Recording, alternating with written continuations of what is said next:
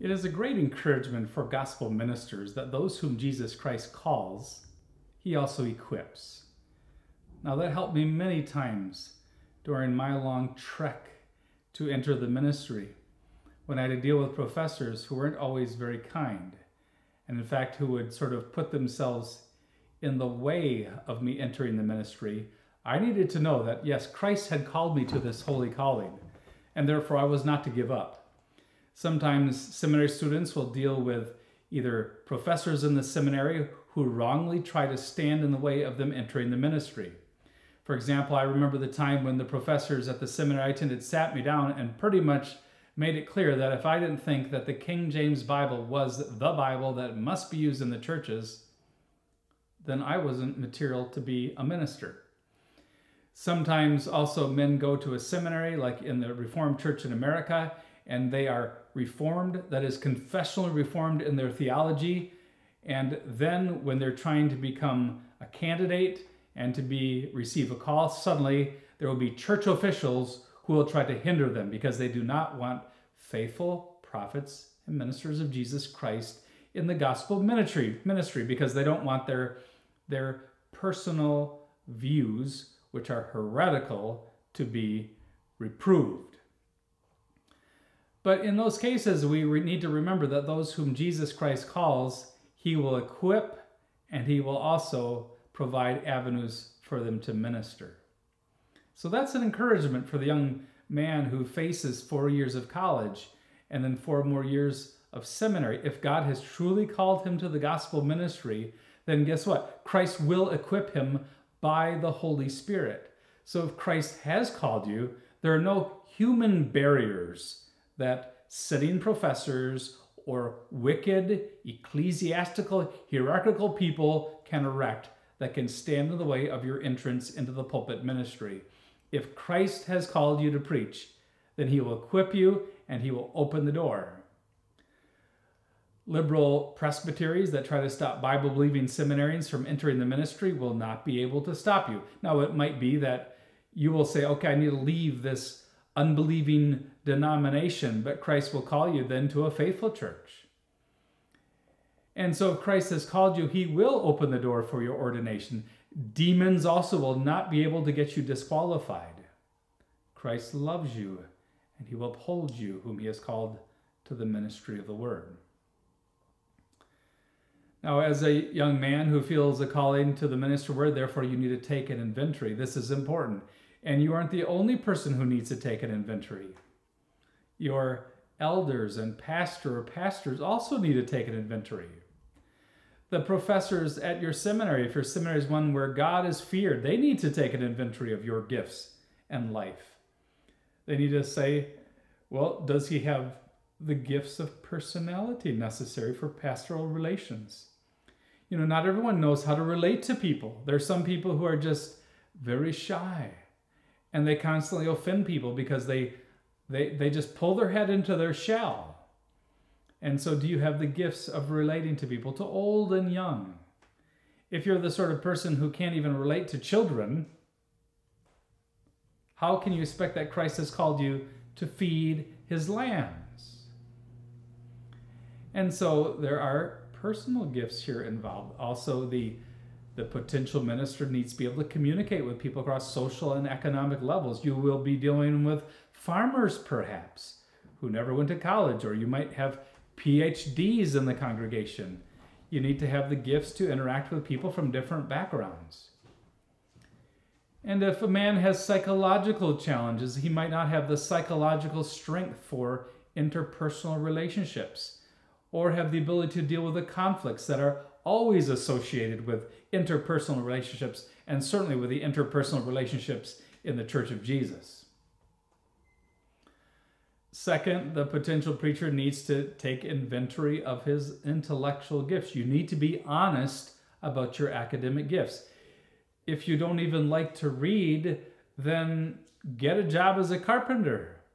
If you think that you need to be physically active to feel that you're doing something meaningful, well, then join the Marines. If you don't have a desire to run, don't attend Marine boot camp. If you don't like studying and reading texts and then trying to interpret difficult texts, don't imagine that you're ministerial material. Third, the potential minister needs to take inventory of his study habits. If you don't have a good work ethic, the ministry is not for you. Christ doesn't need lazy ministers. If you don't have good study habits and the ability to work hard, Christ isn't calling you to the ministry. And so you need to say, well, do I really have the ability to do the hard work that's involved with writing sermons? You can't say, well, I have writer's block this week. No, hard work is involved and discipline is involved. And if you don't have the discipline to learn the biblical languages, I don't believe that you have the discipline to write sermons. I have found that as a rule, students who have the discipline to study a language like Greek, and it doesn't take a genius to learn Greek. I have had students who went to Chicago public schools and failed, never graduated, got their GEDs, and with good study habits, they're able to learn the biblical language. They're able to learn Greek. Fourth, and really this tops them all, the potential minister must take a spiritual inventory. Do I love God? Do I love God's word? Do I have a desire to talk to my God? To rely upon him? Do I have a wonderful thirst for the scriptures? Do I love what is true and right? Do I love the people around me? Am I a godly, sacrificial husband? Am I devoted to teaching my children God's way so that my children have a dad who teaches them God's way as they get up in the morning, as they go about their work, as they walk along the way, and as they go to bed at night? Also, the potential minister needs to ask himself, am I growing in the faith? Am I faithful in sexuality? Am I walking worthy of the gospel? Am I pursuing after holiness? And not only does the potential minister need to take this inventory of himself, but he needs to have his congregation, his elders, take inventory of his life too. They need to look at his faith and life. Is he orthodox? If he leads a Bible study, does he have all kinds of quirky and strange exegesis and interpretations of passages, or is he solidly grounded in the Word? The elders need to see that the man is walking in godliness and that he affirms the great doctrines of the Christian faith that we have in the Reformed creeds. The elders need to ask, does he have a good reputation? Is he faithful in his family relationships? Does he have the intellectual gifts necessary for the ministry of the word? Does he love the church? Does he show spiritual leadership already now in the local congregation? What does he talk about? Is he spiritually minded? Now, today, unfortunately, often this whole area of oversight by elders and ministers is lacking. And I know Paul Washer has been horrified by how students move away from home, go to some seminary far away, and they don't even faithfully attend churches. They don't have anybody in a local church who is even mentoring them or overseeing their life and their doctrine. No, that is crazy, because a call to the ministry, you see, is a call to serve in a local church institute. And so the office bearers in the local church institute should be able to evaluate this man within the context of the congregation. How is he conducting himself? Does he have the qualifications for the ministry? Does he have a temper? Does he have self-control? Does he drink too much? And so elders not only need to pray that young men would be called to the ministry, but then they need to identify and support and encourage young men who show the gifts for the ministry. So that's part of the calling of elders and ministers, and parents too, to talk to their children about this sacred calling. Too many young men today, like in the last number of years, they see that success in the workplace can be found in certain callings like law, the medical field, or the business world. In these areas, men who have good gifts and good intellectual gifts can make fast progress in the workplace. They can be a success in the workplace and rise in those businesses. But you see, Christ needs some qualified and gifted young men also for the ministry of the word, which is really the highest of callings. But while elders and pastors and parents can encourage qualified young men to pursue the ministry, in the end, it is Christ alone who can call a man to the gospel ministry. Parents might want their gifted son or sons to enter the ministry, but in the end, the choice is Jesus Christ.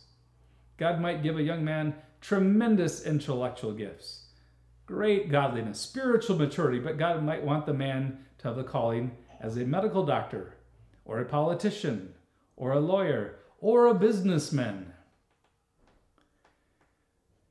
Young men often approach Charles Spurgeon, the great Calvinistic preacher in London, the prince of preachers, to express their desire to attend seminary. Spurgeon had started a college for pastors.